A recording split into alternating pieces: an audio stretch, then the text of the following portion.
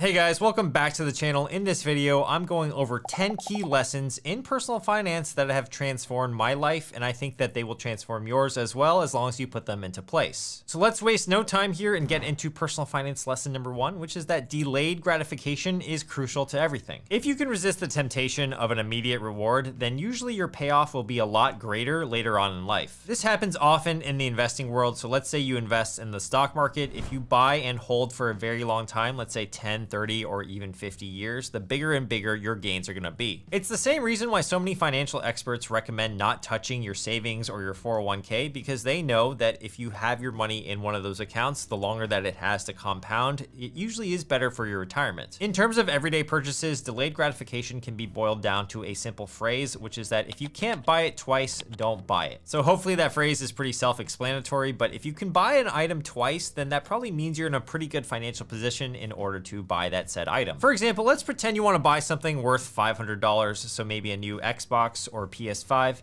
and you can afford it once, but the idea of a purchase that's over $1,000 seems kind of daunting. That's when I'd probably argue you can't afford the $500 purchase in the first place, because if the $1,000 purchase makes you uncomfortable, then it's probably not a good idea. Delayed gratification can also help with your decision making. I find that whenever you have a decision presented to you, and especially if it's a big decision in your life, such as a career change, if you zoom out 10 or 20 years, usually the picture becomes a lot clearer. So I personally remember a situation at work that I was in. So I was working in the monetization department at a mobile video game company, and I wanted to switch to marketing because they had a higher base salary for their employees. The short-term thinking in me wanted the extra salary of 10 or 20K by switching over to marketing and doing roughly the same amount of hours of work.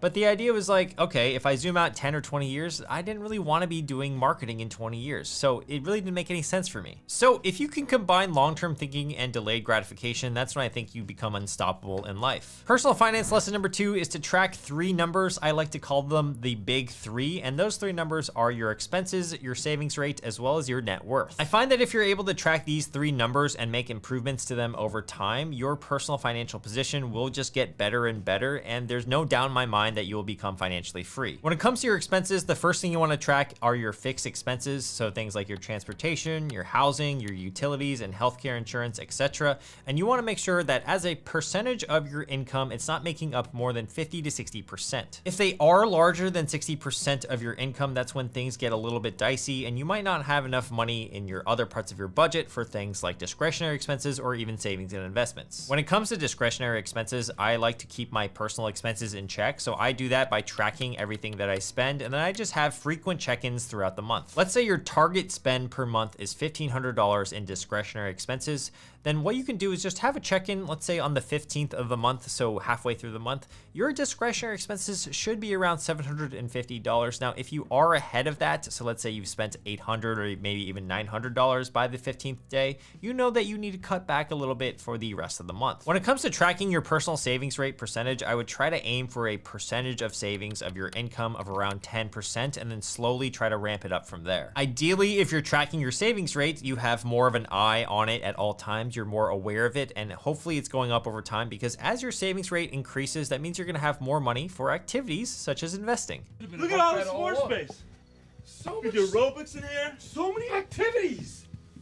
Do step class. It's making my head spin how many activities we can do. Now, speaking of net worth, this is the last number that I like to track, and the whole idea of tracking it is mostly for peace of mind. I think it's a wonderful thing to track because it'll give you perspective on your financial life, and so sometimes I'll even look back to my expense tracker from, say, 2021 or 2020 and just see how much my net worth has grown over the years. If you'd like a link to my own net worth tracker, I actually made one a couple years ago and I made it completely free, so I will leave a link to that down below in the description. Personal finance lesson number 3 that transformed my life is that you don't actually have to invest in too many things. I see this situation a lot with some of my friends as well as my subscribers' investment portfolios, is that oftentimes people invest in way too many ETFs and way too many stocks for their own good. And oftentimes people think that they're doing a good job by investing in, let's say, 10 or 12 ETFs, but the thing is that usually they have overlapping holdings with one another. Like, for example, if you took ticker symbol VOO, which is Vanguard's S&P 500 ETF, and then you also bought VOE, which is Vanguard's mid-cap value ETF, you can see that 92.1% of VOE's holdings are in VOO already. So while you think you could be diversifying your portfolio by investing in a bunch of ETFs, you could actually be doing the opposite and probably doing more harm than good. Most index tracking ETFs are super simple and very well diversified, so oftentimes you just need 1, 2, or maybe even maximum of 3.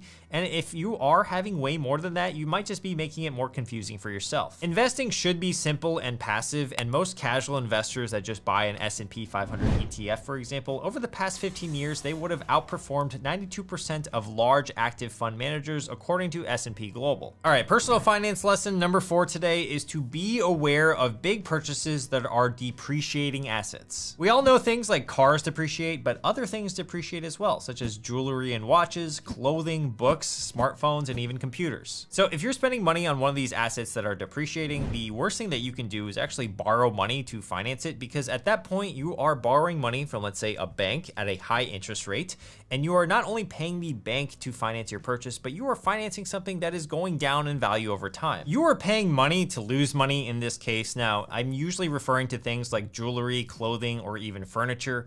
I mean, when was the last time you bought, let's say, a new couch? It was $2,000, but then only 3 years later, you throw it up on Facebook Marketplace. It's selling for $200. You just lost $1,800 on your purchase, plus the fact they might not even actually come to pick it up. Have you ever talked to somebody on Facebook Marketplace?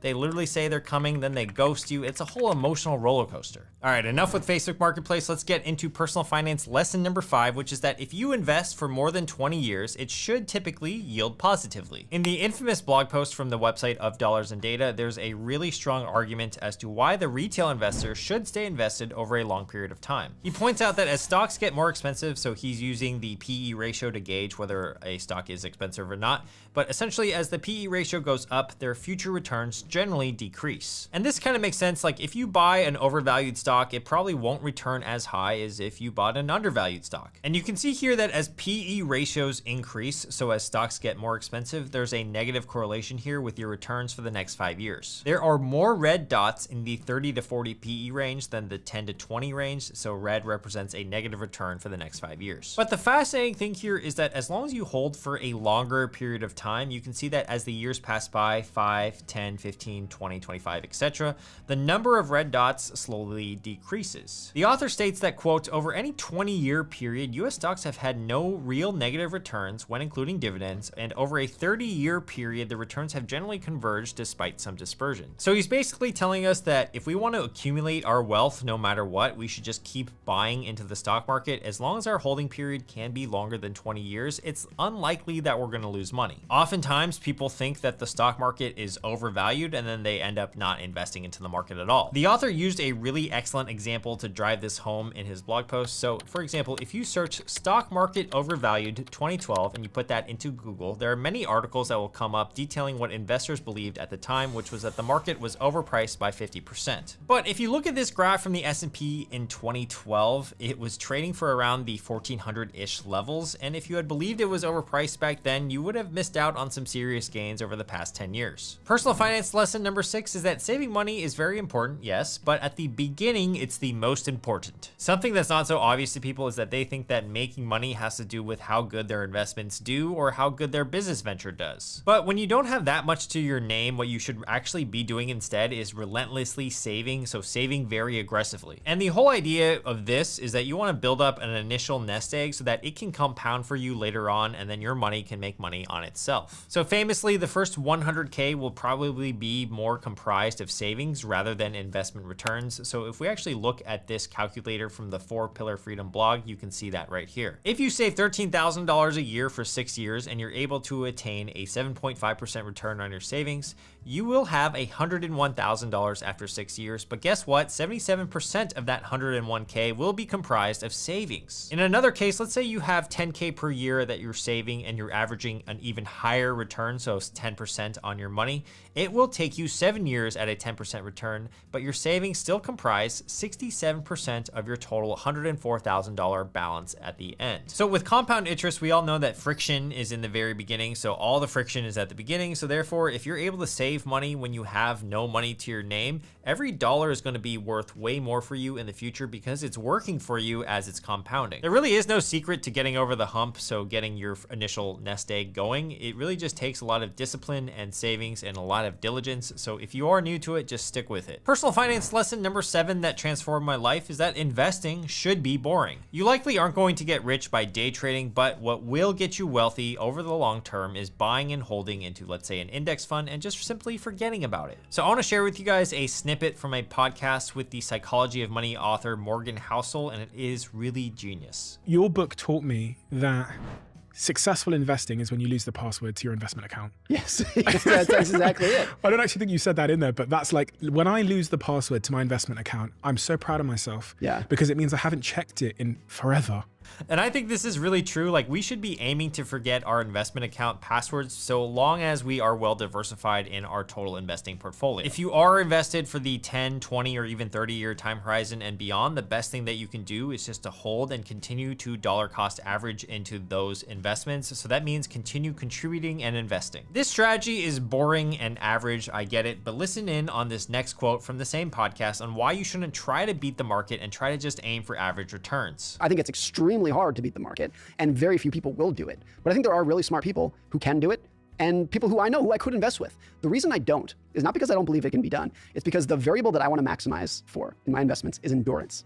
If I can just earn average returns for an above average period of time, it's going to lead to amount of success that will literally put you in the top 5% of investors. So yeah, right there you have it. Top 5% of all investors just by being average and doing boring things such as investing in an index fund and just kind of stepping away. Personal finance lesson number 8 today is to not pay attention to your peers, not in terms of life, like you definitely want to pay attention to them, but don't compare yourself to others. Personal finance is a lifelong pursuit, and you might be tempted to draw comparisons to other people in your life, such as your friends, your colleagues, or even people that are the same age as you.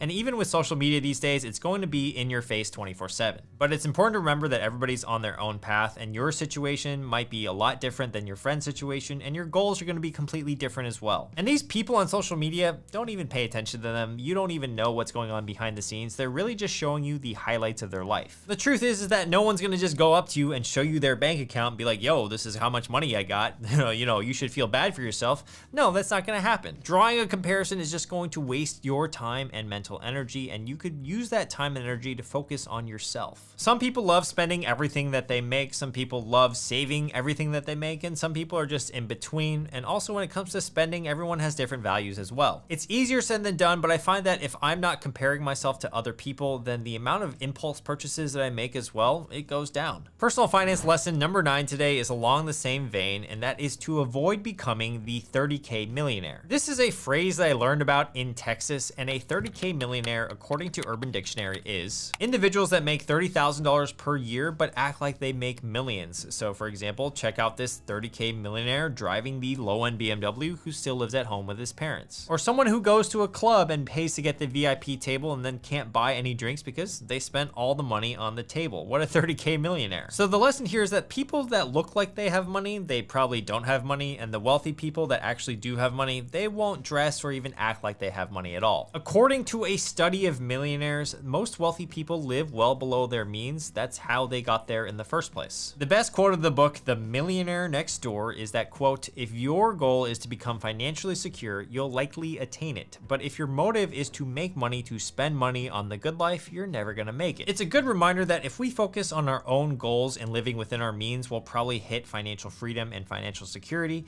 and that's probably what you wanna do. Don't become the 30K millionaire at all. Personal finance lesson number 10 that changed my life is that what's risky for you is not risky for someone else, and vice versa. Just like not comparing yourself to others, don't make the same decisions as somebody else just because they do it. I mean, your risk profile is going to be very different than, let's say, your neighbors. You want to make sure that if you're getting financial information or financial advice from anybody, that you're doing your own critical thinking and really thinking through if it makes sense for you. General advice is not a one-size-fits-all, and even on this channel or any other YouTube channel that you see, you should always be applying a filter to it, which is like, is this decision right for me? I don't mind if you're getting inspiration and ideas and starting points from online, TV, your friends, wherever you get that information. I think that's totally fine, but you really want to be conscious of whatever you put into place in your own life. All right, so those were my top 10 personal finance lessons. Let me know what you thought in the comments. You might want to also check out this video right here. It's on the 21 money lessons everyone should know to be financially literate. Make sure to hit the subscribe button on the channel down below. It takes 0.1 seconds, and I will see you guys in the next video or that video. All right,